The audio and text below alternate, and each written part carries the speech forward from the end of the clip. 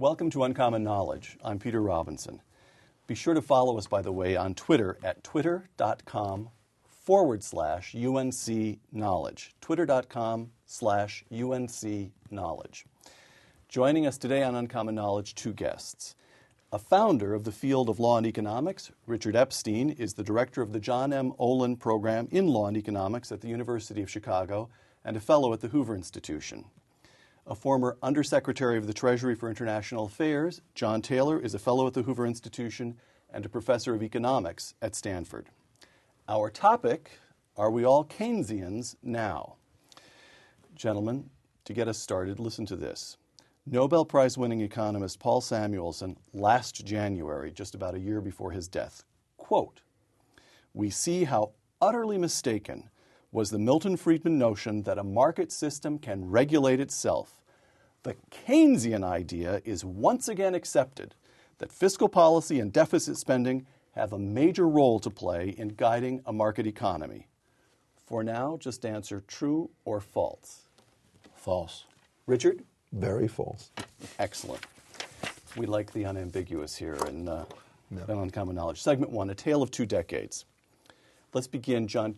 Explain to me as a layman, as succinctly as possible, the difference between Friedman's approach and Keynes' approach. Those are the two leading personalities. Friedman emphasized the advantages of free markets, the power of free markets, but also that you can control the ups and downs in the economy by controlling the money supply. Keynes, much more interventionist, emphasized the role of government and thought that fiscal policy interventions were necessary to stabilize the economy. Okay, so Milton Friedman, whom you both knew, and Milton Friedman, government, keep your hands off. Money supply should grow at some reasonable, more or less predictable rate.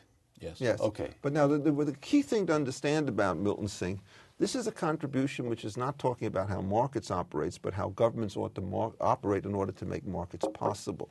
And his basic view was that the less discretion you have in the way in which the money supply or in governments go, the easier it is for private actors to behave because the level of uncertainty which would otherwise interfere with private transactions is going to be reduced. So he is essentially, in political terms, a classical liberal who tries to find ways to take what might otherwise be discretionary public functions and turn them into ministerial ones, leaving the discretion on the private side. Got it. Okay, now to 2 decades. Decade number one, unemployment at almost 8%, inflation at more than 14%, a typical home mortgage running at more than 20%, the economy contracting at an annual rate of more than 7%. And the date is late 1979.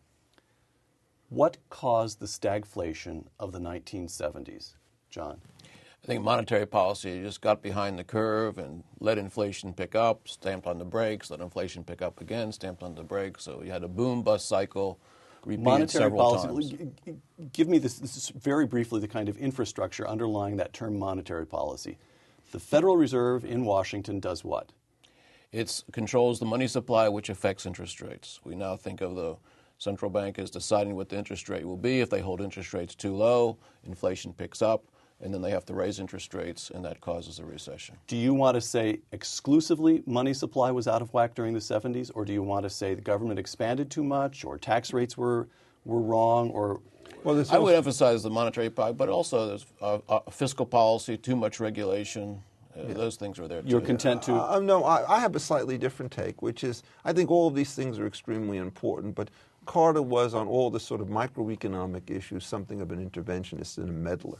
And he was a guy who favored various kinds of subsidy programs like syn fuels. What happens is the great factors like monetary policy are always active. But if you mess up these second-tier factors, what they will do is they will exacerbate the situation. And that's what's going on today. Hold on. We'll get to today. But first, so we have the 70s. Now, our second decade is the 80s.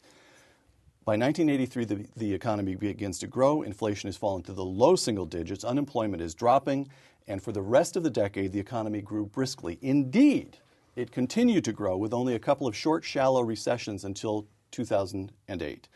So we see by the early 80s the beginnings of a quarter of a century of sustained growth, the biggest economic expansion in human history. What caused that? Just the reverse of what caused the first part. Keeping inflation under control, prevented those booms and busts by monetary policy. We also reduced marginal tax rates significantly. The role of government was more predictable rather than more interventionist. Those were the things that I would point to. Okay, so now what John is saying is what this layman thought, which is to say that the actual lived experience of recent American history enabled us to get someplace. We understood what to do, and in the 80s we did it. Clinton ratified most of it. You keep tax rates relatively low. You keep the money supply growing at a more or less predictable, modest rate, and things are fine, right? Well, you also wanted to understand that Reagan was not in favor of new initiatives in regulation. There was also a vast improvement in antitrust period in that time when the ability to have private transactions without government interference started to increase. So both of these sides, the micro-regulation and the macro stuff, were in harmony. And Clinton, of course, was also favored by the fact that he had a Republican Congress, so that when he had initiatives going through, they were welfare reform and they were open trade with NAFTA and so forth, which tended to push the approach. Can I just ask you then, would the two of you agree with the simple premise that between the 70s and the 80s and then the continued growth through the 90s, we actually we got as close to a control experiment as the social sciences ever can encounter, right? I agree, 100%. Yeah, we actually got someplace, right? Yes, I mean, look, I think what's so ironic about the Samuelson quote is that the dangers that took place in the second Bush administration is we started to unravel some of these things. Okay. Sarbanes-Oxley, for example, is a classic illustration.